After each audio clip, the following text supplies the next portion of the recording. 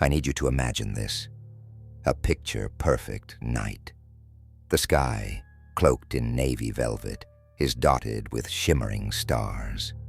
Manila's cityscape stretches wide into the darkness, a sea of lights decorating high-rise towers that touch the heavens. Yet on the 55th floor of one renowned high-rise, something far beyond the ordinary, something disturbingly unholy, has been said to dwell. Welcome to the Nightside Archive. Tonight's episode, The Shadow Lurker of Manila's High-Rise. This story begins over 2 decades ago, in the bustling heart of the Philippines capital. In the early 2000s, a state-of-the-art residence rose amidst the skyline. Its architectural brilliance was admired by many. The tower was marketed as an abode for the elite, a nexus of luxury, convenience, and opportunity. But not long after its grand inauguration, eerie whispers began to circulate. One strange event, in particular, caught widespread attention. Elsa Ramiro, a newlywed and one of the building's early residents, often worked late into the night at a nearby corporate office. She would return home to an empty apartment, tired but comforted by the thought of sharing the space with her husband when his job transferred him back. Elsa was practical, skeptical of the supernatural, and happily settled, until one midnight encounter unraveled everything. Legend has it, Elsa was waiting for the elevator after a particularly grueling day. Her office had kept her back until almost midnight, and only the hum of fluorescent lights and the soft buzz of cooling fans broke the silence of the usually lively condominium halls. The elevator doors opened, revealing an older man inside, dressed impeccably, holding a leather briefcase. She described him as polite and pleasant. There were no conversations beyond greetings, but as the metal box ascended, Elsa felt her hairs stand on edge.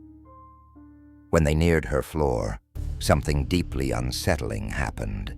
She managed a glance at her fellow passenger, and where his reflection should have been in the mirrored doors, there was nothing at all. Startled, she pretended not to notice. Her gut instinct screamed at her, and when her floor came, she bolted without looking back. Yet the worst awaited her in the corridor.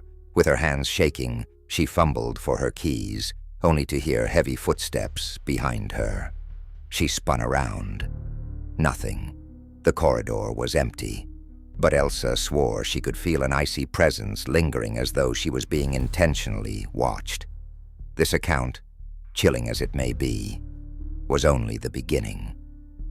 Word began to spread amid the residents about sightings of not just one strange figure, but many shadowy apparitions that seemed to traverse through the dim-lit corners of the building.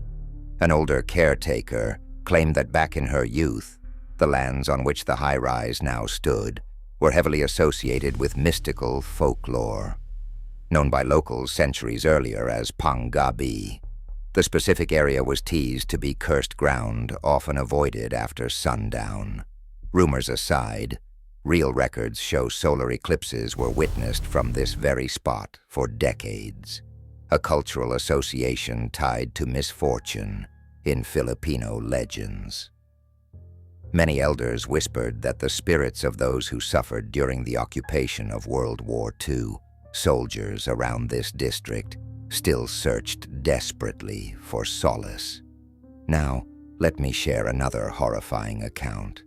Alex Montes, a professional interior designer, carried out renovations within one such penthouse located eerily far above the ant-like traffic signal glow below. One day, scaffold repairing blackouts led Alex unprepared as emergency staircases, dark and longer, 6 floors urgently lacking, demanded required exits, seeking flickering weird hanging whimpers happened.